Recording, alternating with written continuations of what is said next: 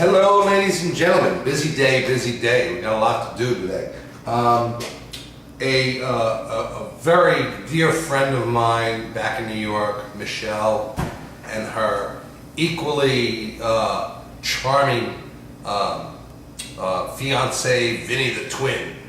It's not just a New York thing. I mean, he's actually a twin. Asked me if I would do two dishes. A cheese stuffed chicken and a carbonara.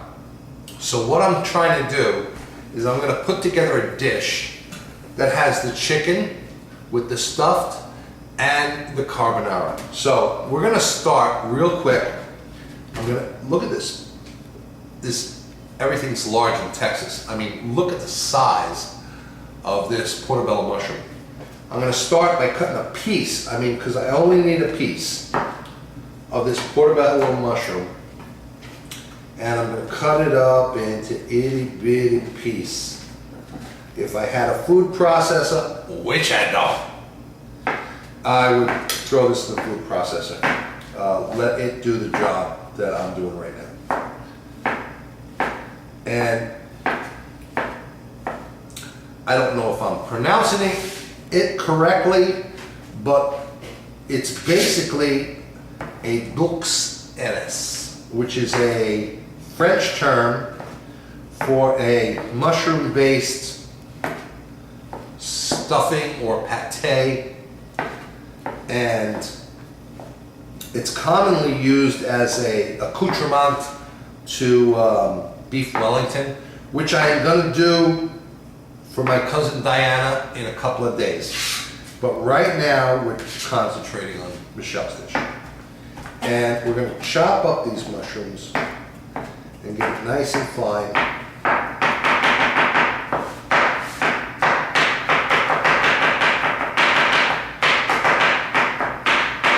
Oh, as you can see, I got a new knife. Look at that.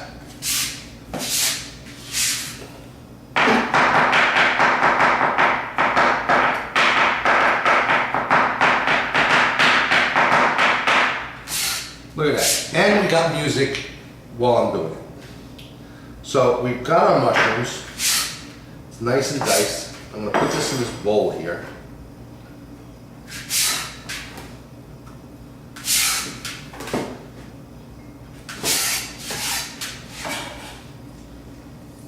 Pretty inexpensive, believe it or not. That was like $3 and change a pound for the portobello mushroom. And as you can see from the size, man, I'm going to be eating portobello mushrooms for a month. Next thing we have is shallot. A shallot looks like a big clove of garlic, but it's actually more of an onion flavor. And it's very mild in onion flavor. So we're going to dice that up real fine. We're going to throw that in there.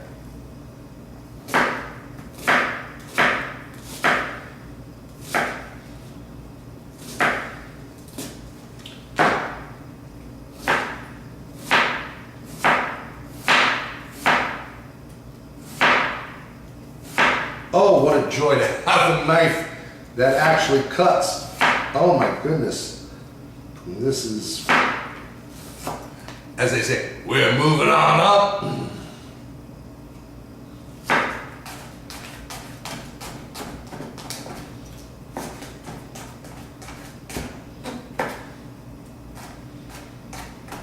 Okay, we're going to get rid of that.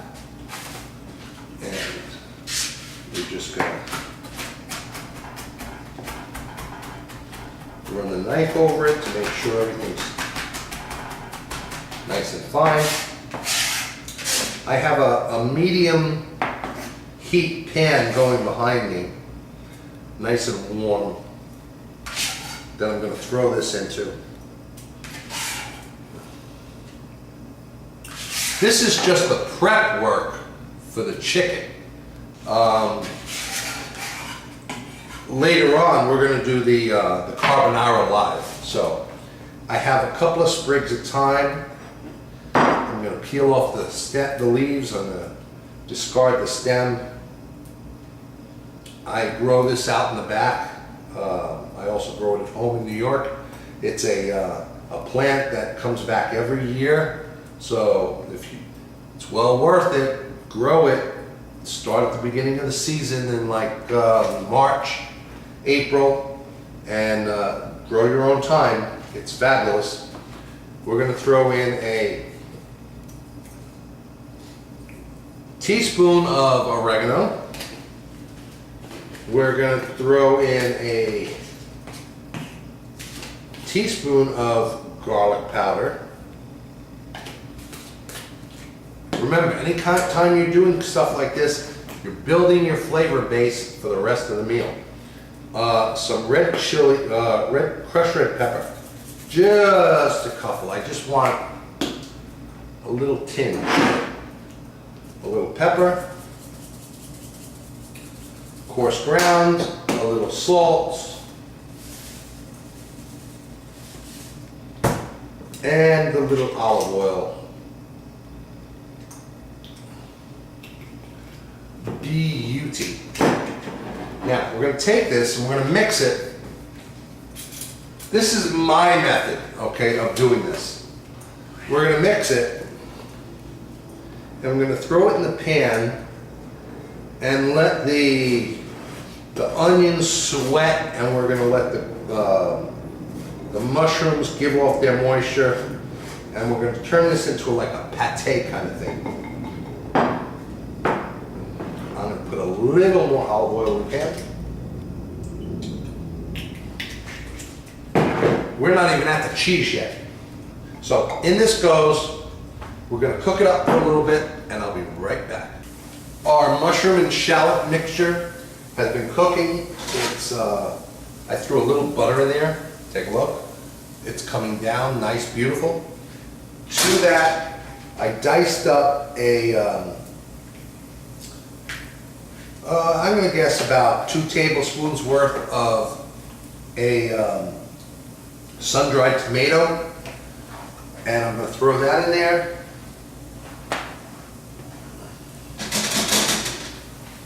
And we're going to move that around. And then in a minute, I'm going to hit this with a little bit of white wine. I personally like, for this dish, a Pinot Grigio. I'm just going to hit it with a little bit of white wine, and then we'll let it cool down. While it's cooling down, we're going to prepare our chicken breasts with a little bit of butter, our Parmesan cheese, and our mozzarella cheese. So hang on 1 minute, we'll be right back. Here's our mushroom, butter, shallots, thyme, and a little salt and pepper, and a little hit of Pinot Grigio. We're going to let this cool, and when it's cooled, we're going to mix it with the cheeses and the chilled butter, and then we're going to stuff it into the chicken breasts, and we'll be right back. Our mushroom and sun-dried tomato mixture has cooled down considerably. In this bowl, I've got 3 pats of butter, diced up, nice chilled butter. That butter is going to help to baste the chicken breast as it's cooking. We're going to put in our mixture here. I tasted it. It was absolutely phenomenal. The seasoning was right on. And to that, we're going to add 3 ounces of mozzarella cheese. And we're going to add another like 2 ounces of Parmigiano Reggiano cheese. And we're going to mix that all together.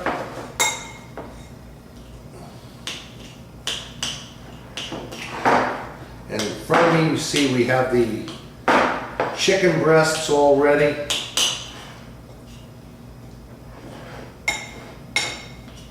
I'm just mixing this up.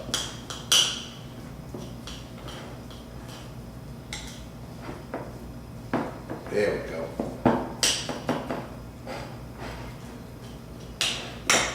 This is live, folks. Okay, nice. Very nice. Now, these chicken breasts are rib on. It's still got the tenderloin in here, and it's got the ribs. I prefer those, and it's got the skin on. I prefer those over plain skinless, boneless chicken breast because they got a lot more flavor. Anytime you can get something on the bone, trust me, it's going to be more flavorful and definitely more juicy. So I'm going to take a knife, the knife that I have, and I'm going to go underneath the skin, and I'm going to cut a pocket into the breast without piercing the other side of the skin.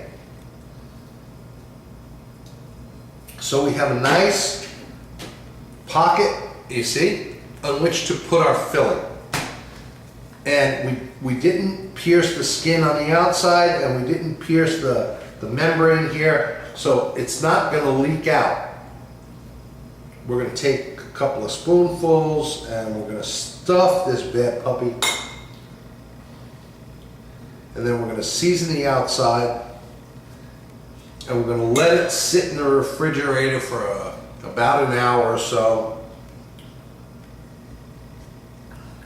I may tie this. I'm going to see. We're going to see.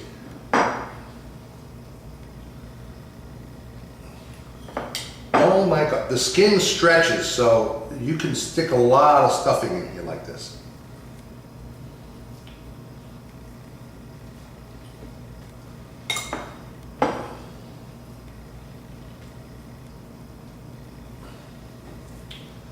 I think I'm going to wind up tying this so that it stays in place. I've used half on this breast. Let's stick that together. Okay, let's go to the other breasts.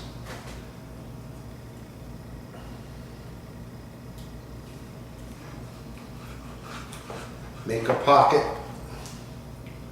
along the breast without piercing the skin. See, again, there's our pocket. We're going to stuff that with our cheese and portobello mushroom and sun-dried tomatoes.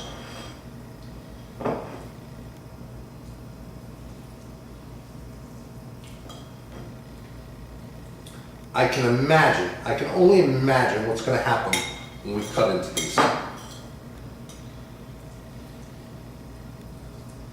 Now, add one more tablespoon there, about a teaspoon.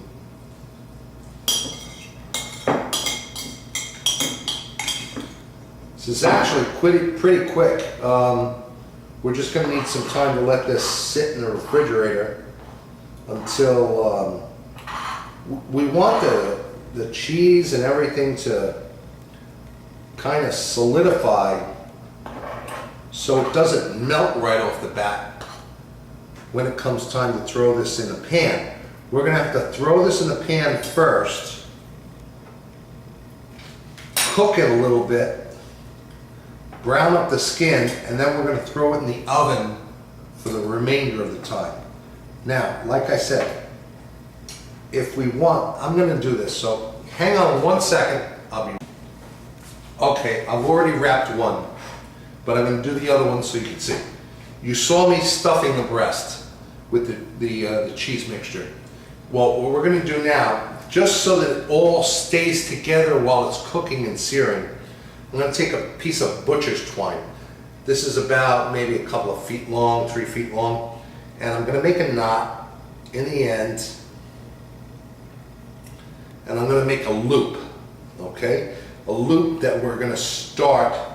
So there's one knot, and then take the short end, put it through, and there's the second end. Now that tight, you have a nice little loop. Can you see that? A nice little loop. We're going to take that loop, and we're going to go underneath the chicken breast, come back around the other side, take the remainder of the string, and go through that loop. Pull the rest of the string out of that loop.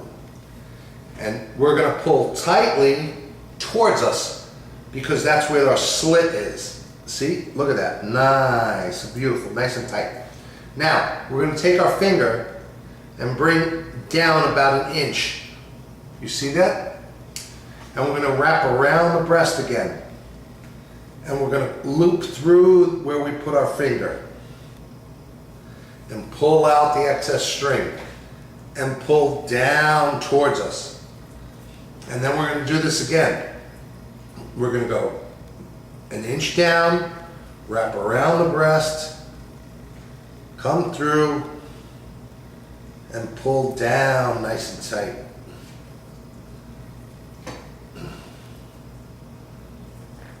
Okay, nice. You got extra string. You can wrap it around. The tighter you can get this, the more of the filling is going to stay inside instead of getting lost in the pan.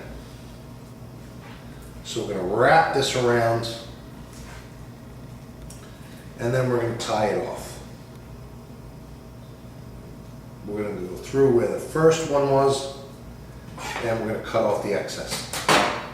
So there's our breast, nice tightly wrapped with our filling inside. I'm going to season this up. Okay, let's get rid of that. I have a nice sheet pan here, a little sheet pan. Here's our first breast. I'm going to put it in there. And here's the second breast.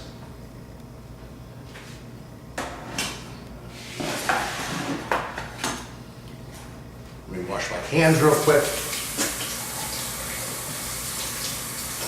Anytime you're dealing with chicken, always wash your hands multiple times. I'm crazy when it comes to things like that. I'm going to put a little pepper on the outside.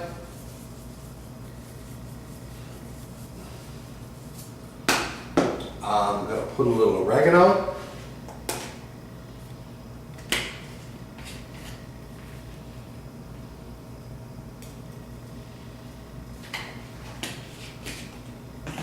A little garlic.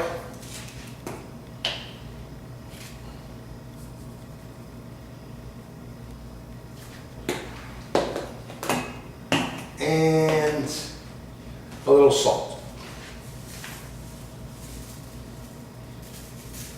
You can cover these.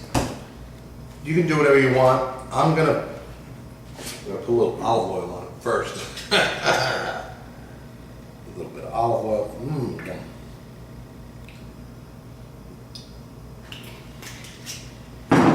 I'm going to cover it with saran wrap.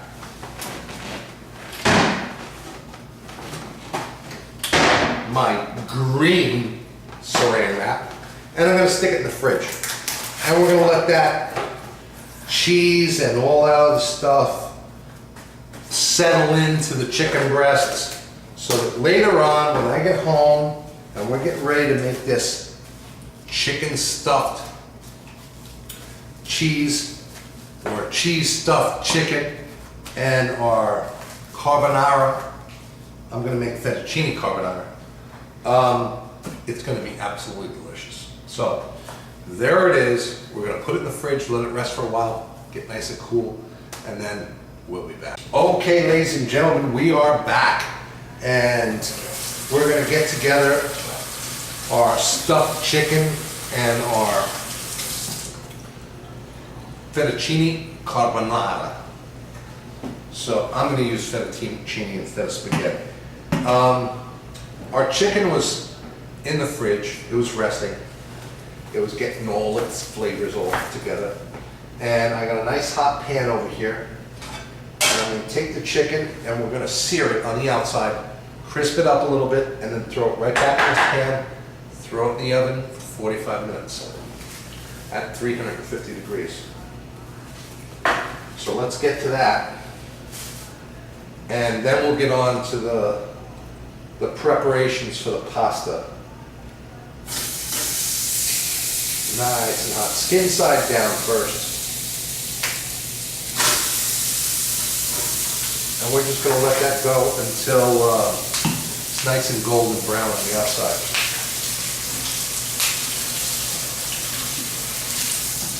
I'm going to bring you over here to take a look.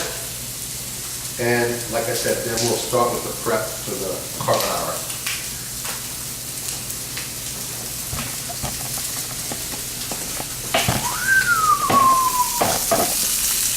There's our chicken. It's absolutely beautiful. It's tied.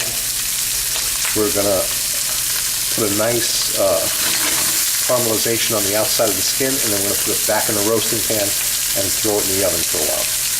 So we will be right back in a few minutes. Thanks. Okay, in just a few minutes, our chicken has started to caramelize and is becoming absolutely beautiful. I've turned it around on all sides. It's smelling absolutely fabulous. I'm going to throw it in the pan and throw it in the oven for 350 for 45 minutes.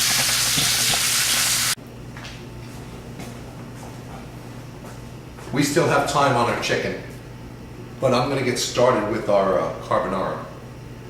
Just so that when you come back, it's not going to be so long of a wait. I've got one strip of bacon here, and I've got maybe about 2 tablespoons of pancetta. I also have 1 clove of garlic minced and a half a sprig of thyme here. I've got 1 egg and 1 egg yolk here. I'm going to start by crisping up the pancetta and the bacon. I'm going to then throw in the garlic. I'm going to throw in the thyme, and then when that's all cooked, we'll be back. So I'll see you in a minute. Okay, we've got about 12 minutes left on our chicken.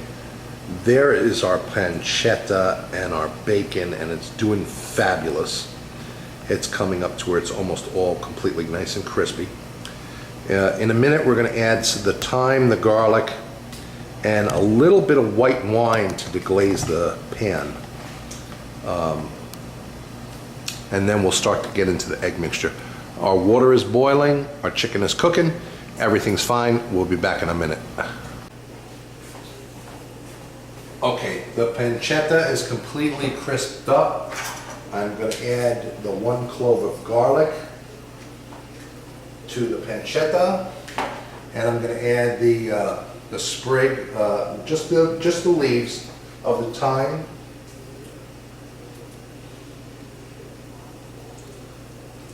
In there, let that cook for a couple of minutes before we deglaze that pan. We'll be right back. Okay, there's going to be a lot going on in the next like a minute and a half or 2 minutes. We got our pancetta, our bacon, and our garlic, and our thyme cooking away. It's fabulous. At this point, I'm going to add in a 1/4 cup of white wine. And I'm going to turn the heat up a little bit because it was on a very, very low simmer. I have 1 egg plus 1 yolk in this mixing bowl. To that, I'm going to add a 1/2 cup of Parmigiano Reggiano cheese, and we're going to whisk that together.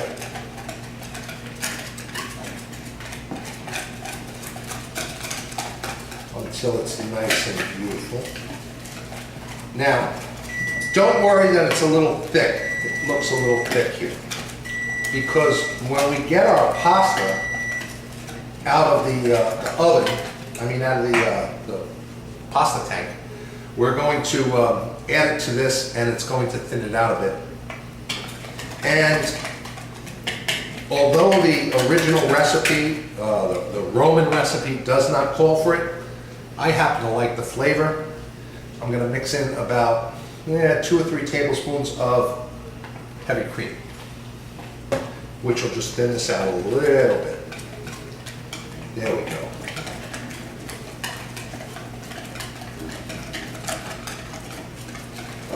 that was the timer for our chicken, which means our chicken is done. I'm gonna pull that off and get that out. Okay. Our white wine is reduced, and with our pancetta, I'm gonna put in, I like to do this, again, it's me, I gotta change things up. I'm gonna throw in a bit of spinach, maybe about 2 or 3 tablespoons, because again, this is only for me, I don't accompany it today. So, 2 tablespoons of spinach. Our chicken is done and out and on the plate. We're just going to heat that through. And then in like 30 seconds, our fresh pasta, our linguine, is going to be done. I'm going to throw it in this pan, and then from that pan into the sauce here. That's the signal. That means our fettuccine is done. Fresh pasta only takes less time than dry pasta. Let me check. Okay, now we're going to take our fettuccine out. Don't bother to drain it, because we need a little bit of that water. Put it right in with nice hot pancetta.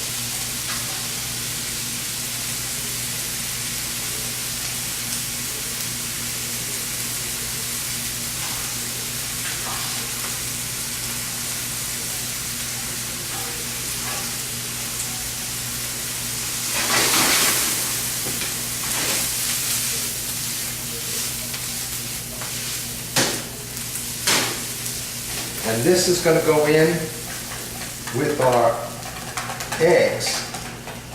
And we're going to keep whisking and whisking and whisking, because we don't want the eggs to scramble. We just want them to coat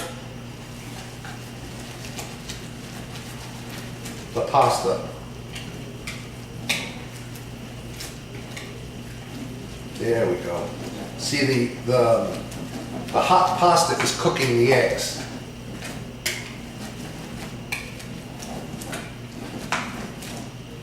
And if you don't whisk it like this, then you wind up with scrambled eggs and bacon. Okay. It looks absolutely beautiful.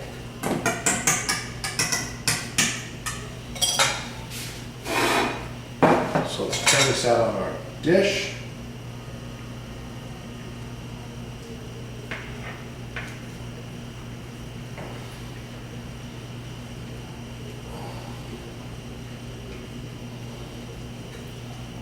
If you want, I have a little bit of parsley diced up.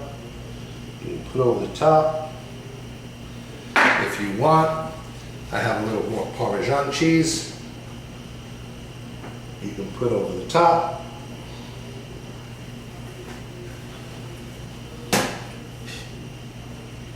And there you have it, Michelle and Vinny. Stuffed chicken with carbonara. We're going to taste it in about 2 seconds, but I want you to come in and look at this.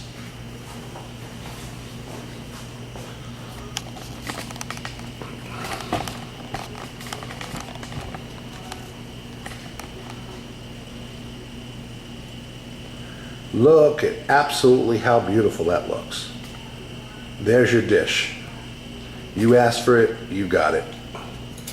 Now the part that I like best, which is tasting it.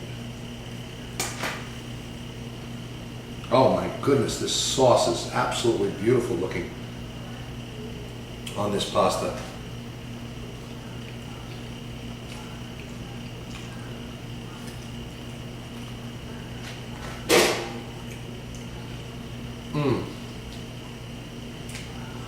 Oh my goodness.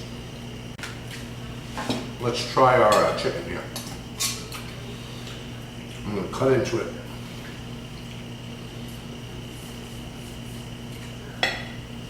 Oh my goodness, it cuts like butter. And I want you to see this.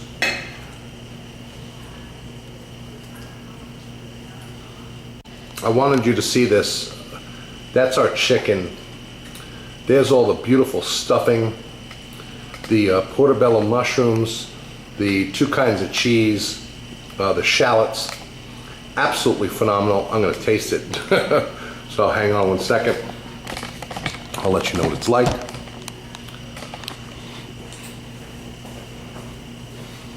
All I know is when I cut it with the knife, it went whoop, right through. Absolutely beautiful.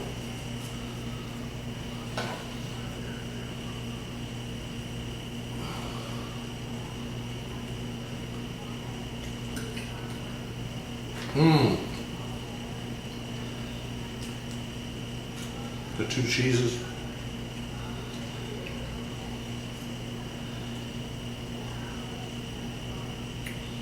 The portobello mushrooms, all the seasonings that we put on this before. Absolutely fabulous dish. Please try it. Come back next time. Maybe you'll learn something. Bye-bye now. Stuffed chicken, fettuccine carbonara.